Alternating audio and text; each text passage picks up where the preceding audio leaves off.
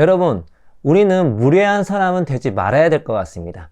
왜냐하면 최근에 과학적으로 밝힌 사실에 의하면 무례함에 주는 피해가 정말 막대해요. 여러분께서 무례한 사람과 함께 있잖아요. 그러면 일단 멍청해집니다. 그러니까 무례함을 이제 경험하게 되면 그 스트레스 호르몬이 이제 뇌에서 분비가 되는데, 이 스트레스 호르몬이 이 전전두피질의 기능을 저하시킵니다. 그러니까 우리의 인지 능력을 저하시키는 거예요. 그래서 실험에 의하면 무례함을 경험한 참가자 같은 경우는 뭐 철자를 푸는 과제 이런 데에서 훨씬 더 성과가 낮았고요. 그리고 브레인스토밍 하면서 어떤 창의적 아이디어를 내는 것도 훨씬 저조했습니다. 다른 사람보다. 그러니까 이런 무례함을 경험하지 않는 사람보다 그런 창의적 아이디어를 내는 것이 훨씬 더 적었어요. 그리고 의료진 같은 경우는, 무례함을 경험한 의료진 같은 경우는 의료 이 실력이 떨어집니다. 판단력이 떨어져요. 의사 결정력이 떨어집니다. 그리고 이 전전두피질 같은 경우는 최신의 뇌과학에 의하면 메타인지를 담당하는 그런 곳이라고 알려졌습니다. 그래서 무례함을 경험하면 뭐죠? 메타인지가 떨어지는 것입니다. 메타인지가 뭡니까?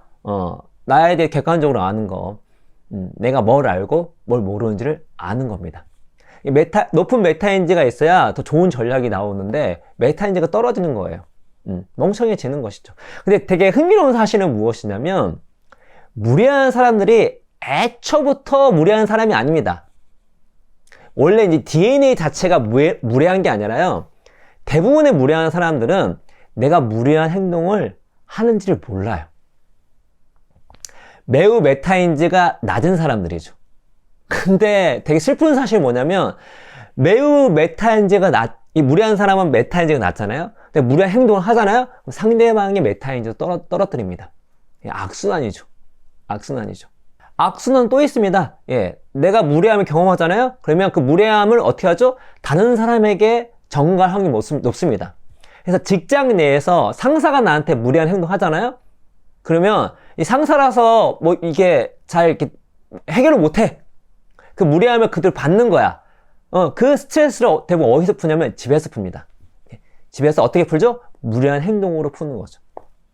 그래서 이 무례함은 전염병 같아요. 무례한 행동을 경험하게 되면 그 무례한 행동을 받은 사람은 다른 사람에게 무례한 행동을 할 확률이 높습니다.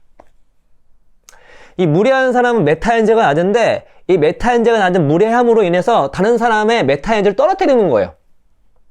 거대한 악순환. 정말 인생이 피곤해지는 거고, 얼마나 이게 안 좋은 상황입니까? 그리고 그 무례함에 주는 그 피해가 얼마나 이 영향력이 크냐면, 내가 무례함을 겪지 않았어. 근데 다른 사람이 무례함을 겪는 걸 봤어요. 그래도 내가 멍청해집니다. 여러 가지 뭐 생산성이나 과제, 인지 관련된 과제, 집중력 과제를 내면은 내가 무례함을 겪지 않았는데 다른 사람이 무례한 걸 본 거예요. 그래도 스트레스 호르몬이 나온다는 것이죠. 우리는 사회적 존재이기 때문에 다른 사람이 되게 힘든 거를 그냥 지나치지 않고 공감할 수 있는 능력이 있잖아요. 근데 그 무례함에 주는 피해가 워낙 크기 때문에 무례한 행동을 당하고 있는 사람을 보는 것만으로도 괴로운 거예요. 스트레스를 받는 거야. 그래서 내가 멍청해지는 거야. 그래서 이 무례함에 주는 그 피해가 엄청 큰 거죠. 그리고 무례함을 당하잖아요. 사람이 매우 이기적으로 바뀝니다. 그래서 무례함을 경험한 사람, 혹은 무례한 행동을 다른 사람이 하는 걸 보는 것만으로도 중요한 정보를 공유하지 않을 확률이 높아진다고 합니다. 되게 심각한 것이죠. 심지어 무례한 행동은 상대방을 멍청하게 만들고 이기적으로 만들고, 또 무례함을 전염시킬 뿐만 아니라 상대방의 수명을 단축시킬 확률도 높습니다. 그래서 직장 내 근로자들의 수명에 관련된 연구들을 보면 이 수명과 관련된 상관관계가 가장 높은 것 중에 하나가 뭐냐면 인간관계예요. 이 회사 내 인간관계. 당연히 긍정적인 인간관계는 수명에 긍정적입니다. 근데 부정적인 인간관계는 어떻다? 수명에 부정적이에요. 건강에 부정적이에요. 대표적인 사례가 뭐다? 무례함. 무례한 상사, 무례한 동료와 함께 지내면 내 건강, 내 수명에 매우 치명적이다. 그래서 정말 무례함에 주는 피해가 막대합니다. 그래서 뭐죠? 우리 자신은 최소한 무례한 사람이 되지 않았으면 좋겠습니다. 여러분도 무례한 사람과 웬만하면 있지 않는 것이 중요하지만 반대로 내가 그런 피해를 준다고 생각해 보세요. 그렇죠? 그래서 저희 회사 내에서는 무례함을 배제한다 하는 걸로 제가 이제 강의도 직원들에게 해드렸고, 실제로 우리가 스스로 다 한번 저부터 반성하는 시간을 한번 가져봤습니다. 스스로. 그래서 우리가 이 무례함이라고 하는 것은 예의가 없는 말이나 행동을 얘기하잖아요. 이런 것들은 항상 주지해서 우리가 누굴 대할 때 무례한 행동을 하지 말자. 그럼 무례한 행동이 뭐가 있을까요? 여러분 다 아실 거예요.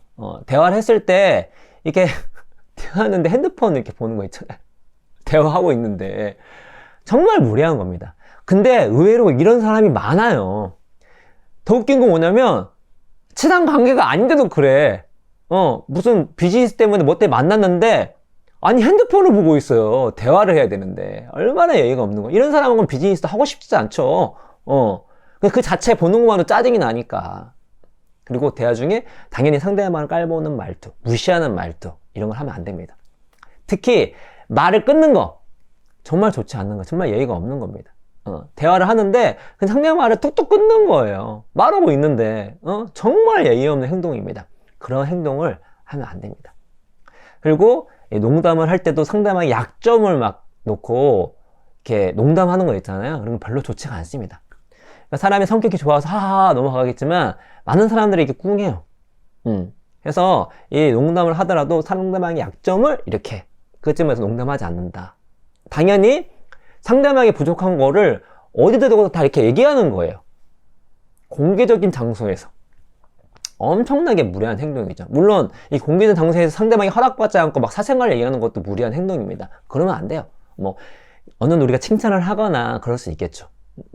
근데 상대방이 예민한 부분이야. 그거를 그냥 아무 꺼림 없이 얘기하는 거야. 그건 정말 좋지가 않은 겁니다. 그리고 이제 우리가 뭐 조직 내에서 상대방의 어떤 노력하는 거, 열심히 하는 거, 노고를 당연히 여기는 거예요. 혹은 이 사람이 했던 공로를 인정하지 않고 공로를 가로채는 거죠. 나만 잘났다. 쟤는 뭐 한 게 없다. 이런 것도 매우 무리한 행동이고요. 정보를 차단시키는 겁니다. 이 사람이 여러분 그 있어요. 무리한 행동이 정보를 차단시키는데 정보를 차단시키는 건 무리한 행동이에요. 근데 무리한 행동을 경험하게 되면 이 사람이 또 정보를 차단시켜. 그러니까 얼마나 안 좋아. 그리고 어떤 모임에서 이렇게 이 사람을 왕따시키거나 배제시키는 거 있잖아요. 정말 무리한 행동입니다. 최악이에요. 누군가를 이 사회적에서 고립시키잖아요. 이것만큼 보이지 않는 이 폭력이 없습니다. 우리는 사회적 존재고 사회적으로 고립되었을 때는 이거는 진짜 어떤 육체적으로 폭력을 받는 거와 동일하게 정신적으로 데미지를 입는 거기 때문에 그건 정말 무리한 행동입니다. 그리고 약속에 한번 우리가 약속할 때 이렇게 상습적으로 늦는 사람 있잖아요. 그러니까 약속을 하면 안 지키거나 못 지킬 수 있어요. 그리고 시간을 늦을 수도 있어. 근데 이걸 상습적으로 하는 사람이 있습니다. 저 같은 경우에는 저조차도 실수할 때가 있으니까 뭐 약속이 늦으면 내가 좀 늦는다. 못 지키면 내가 왜 못 지킨다. 얘기해주면 좋죠. 그러면 근데 이거를 일단 이런 것조차 얘기하지 않아. 그러면 벌써 예의가 없어. 근데 얘기는 해. 근데 이게 상습적인 거야. 멈춰지지가 않아. 그러면 뭐죠? 정말 무례한 행동입니다. 이런 사람과 함께 있으면 진짜 피곤해요. 스트레스 받습니다. 스트레스 받으면 어떻게 해줘? 내가 멍청해지고 이기로 바뀌고 나도 무례해지고 여러분 건강에도 좋지가 않습니다. 그래서 이 영상을 보는 우리 스튜디오 구독자 여러분, 저를 포함해서 한번 제가 그 영상에 말씀드렸죠? 첫 번째는 다른 사람 문제를 지적하지 말고 나는 반성할 게 있는가 없는가 한번 생각해 봅시다. 그래서 내가 무리한 행동을 하지 않았는가, 말을 끊지 않는가, 상대방 볼 때 이 핸드폰을 보고 있지 않은가, 나도 모르게 상대방을 깔보는 말투를 쓰고 있지 않은가, 상대방의 약점을 잘 노출시키고 그걸로 농담을 하고 다른 사람에게 아무런 꺼리낌 없이 얘기하고 있지 않은가, 약속을 상습적으로 깨거나 늦지 않은가, 뭐 등등등등 이렇게 무리한 행동이 있는지 없는지 한번 살펴봤으면 좋겠고, 특히 가까운 사람들에게 한번 물어보세요. 내가 무리한 행동을 한 게 있냐. 그래서 뭐 너무 많이 들으면 이게 마상 마음에 상처 입으니까 일단 한 가지만 얘기해봐라. 내가 고쳐보겠다. 그래서 그런 것들 고쳐 나갔으면 좋겠고, 그리고 이왕이면 무례한 사람과 함께하지 않는 게 좋습니다.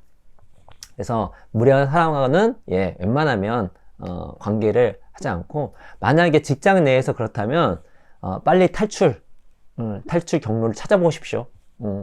그래서 여러분이 실력을 키우면 언제든 다른 데 갈 수 있기 때문에, 왜냐면 아무리 여러 가지 뭐 조직이 좋아도, 조직의 어떤 복지가 좋아도 그냥 무례한 상사가 있으면 그 자체가 안 좋은 복지예요. 돈 조금 더 받는 것보다 훨씬 안 좋습니다. 그러면 탈출 계획을 빨리 세우는 것이 좋습니다. 그래서 우리 모두가 무례한 사람이 되지 않고, 그리고 무례한 사람과 멀리 함으로써 더 똑똑해지고 더 이타적이고, 그렇죠? 그리고 우리의 건강도 챙기는 여러분과 저가 됐으면 좋겠다는 말씀을 드리면서 오늘 이야기는 이것으로 마치도록 하겠습니다. 여러분 감사합니다.